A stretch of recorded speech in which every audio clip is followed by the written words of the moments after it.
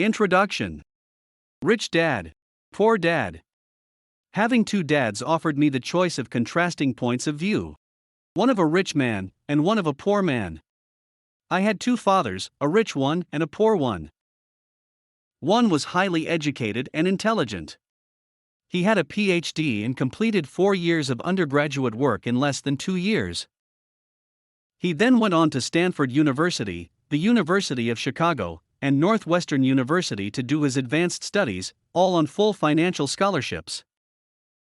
The other father never finished the 8th grade. Both men were successful in their careers, working hard all their lives. Both earned substantial incomes. Yet one always struggled financially. The other would become one of the richest men in Hawaii. One died leaving tens of millions of dollars to his family, charities, and his church. The other left bills to be paid. Both men were strong, charismatic, and influential. Both men offered me advice, but they did not advise the same things. Both men believed strongly in education, but did not recommend the same course of study. If I had had only one dad, I would have had to accept or reject his advice.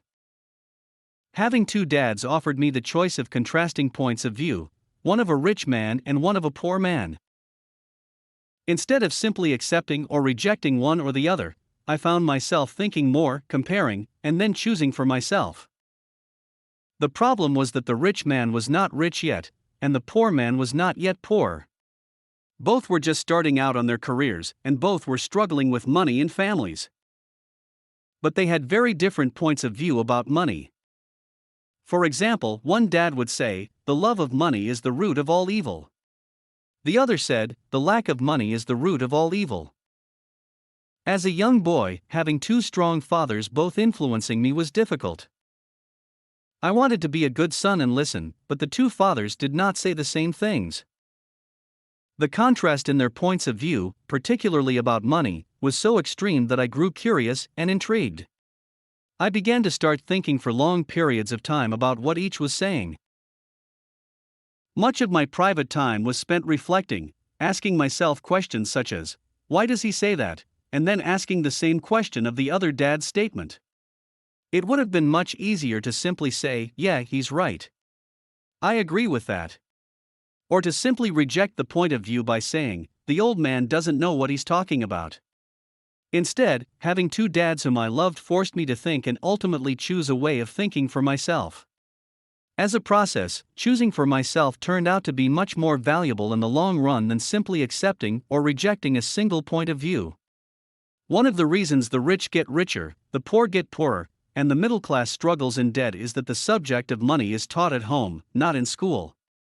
Most of us learn about money from our parents. So what can poor parents tell their child about money? They simply say, "Stay in school and study hard." The child may graduate with excellent grades, but with a poor person's financial programming and mindset. Sadly, money is not taught in schools. Schools focus on scholastic and professional skills, but not on financial skills. This explains how smart bankers, doctors, and accountants who earned excellent grades may struggle financially all of their lives. Our staggering national debt is due in large part to highly educated politicians and government officials making financial decisions with little or no training in the subject of money. Today, I often wonder what will soon happen when we have millions of people who need financial and medical assistance. They will be dependent upon their families or the government for financial support. What will happen when Medicare and Social Security run out of money? How will a nation survive if teaching children about money continues to be left to parents, most of whom will be, or already are, poor? Because I had two influential fathers, I learned from both of them. I had to think about each dad's advice, and in doing so, I gained valuable insight into the power and effect of one's thoughts on one's life. For example, one dad had a habit of saying, "I can't afford it." The other dad forbade those words to be used. He insisted I ask, "How can I afford it?" One is a statement, and the other is a question. One lets you off the hook, and the other forces you to think. My soon-to-be-rich dad would explain that by automatically saying the words "I can't afford it," your brain stops working. By asking the question, how can I afford it, your brain is put to work. He did not mean that you should buy everything you want. He was fanatical about exercising your mind, the most powerful computer in the world. He'd say, my brain gets stronger every day because I exercise it. The stronger it gets, the more money I can make. He believed that automatically saying I can't afford it was a sign of mental laziness. Although both dads worked hard, I noticed that one dad had a habit of putting his brain to sleep when it came to finances, and the other had a habit of exercising his brain. The long-term result was that one dad grew stronger financially, and the other grew weaker. It is not much different from a person who goes to the gym to exercise on a regular basis versus someone who sits on the couch watching television. Proper physical exercise increases your chances for health, and proper mental exercise increases your chances for wealth. My two dads had opposing attitudes, and that affected the way they thought. One dad thought that the rich should pay more in taxes to take care of those less fortunate. The other said, taxes punish those who produce and reward those who don't produce. One dad recommended, study hard so you can find a good company to work for. The other recommended, study hard so you can find a good company to buy. One dad said, the reason I'm not rich is because I have you kids. The other said, the reason I must be rich is because I have you kids. One encouraged talking about money and business at the dinner table, while the other forbade the subject of money to be discussed over a meal. One said, when it comes to money, play it safe. Don't take risks. The other said, learn to manage risk. One believed, our home is our largest investment and our greatest asset. The other believed, my house is a liability, and if your house is your largest investment, you're in trouble. Both dads paid their bills on time, yet one paid his bills first while the other paid his bills last. One dad believed in a company or the government taking care of you and your needs. He was always concerned about pay raises, retirement plans, medical benefits, sick leave, vacation days, and other perks. He was impressed with two of his uncles who joined the military and earned a retirement and entitlement package for life after 20 years of active service. He loved the idea of medical benefits and PX privileges the military provided its retirees. He also loved the tenure system available through the university. The idea of job protection for life and job benefits seemed more important, at times, than the job. He would often say, I've worked hard for the government, and I'm entitled to these benefits. The other believed in total financial self-reliance.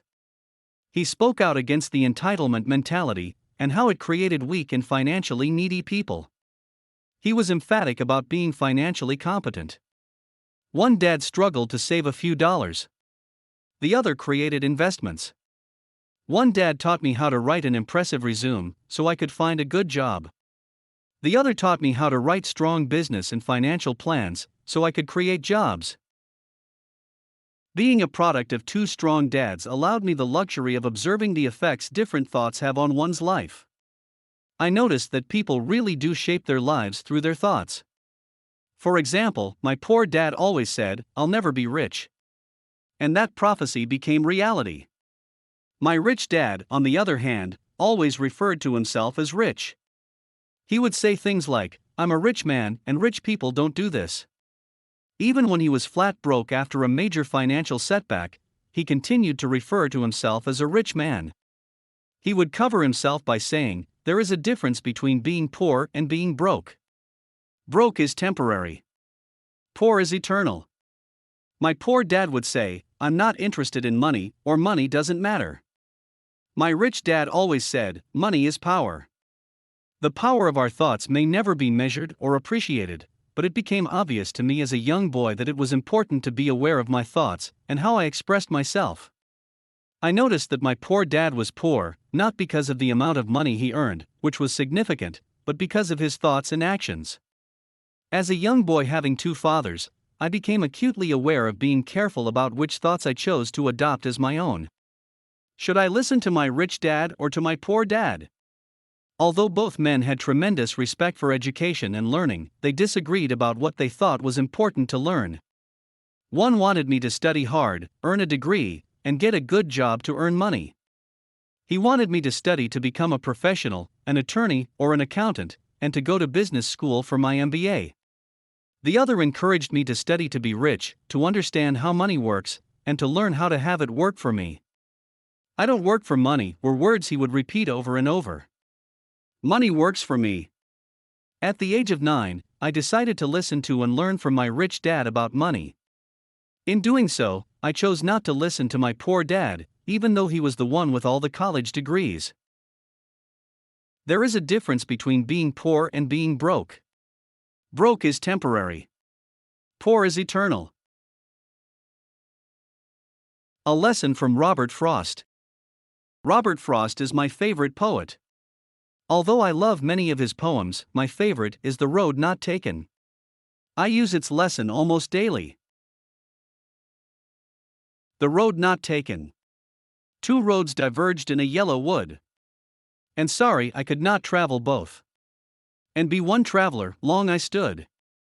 And looked down one as far as I could. To where it bent in the undergrowth. Then took the other, as just as fair. And having perhaps the better claim. Because it was grassy and wanted wear. Though as for that the passing there had worn them really about the same. And both that morning equally lay. In leaves no step had trodden black. Oh, I kept the first for another day.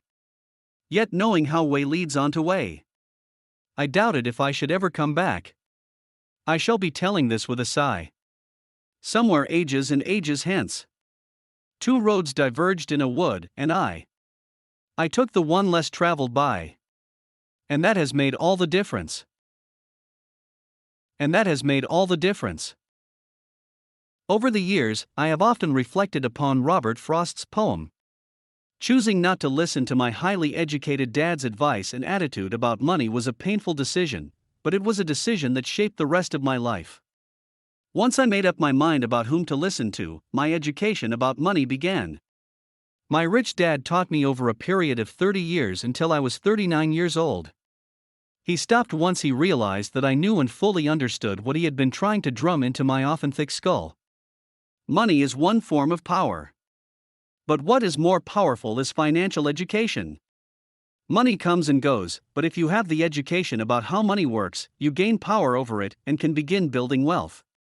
The reason positive thinking alone does not work is because most people went to school and never learned how money works, so they spend their lives working for money. Because I was only 9 years old when I started, the lessons my rich dad taught me were simple. And when it was all said and done, there were only 6 main lessons, repeated over 30 years. This book is about those 6 lessons, put as simply as possible, just as simply as my rich dad put forth those lessons to me.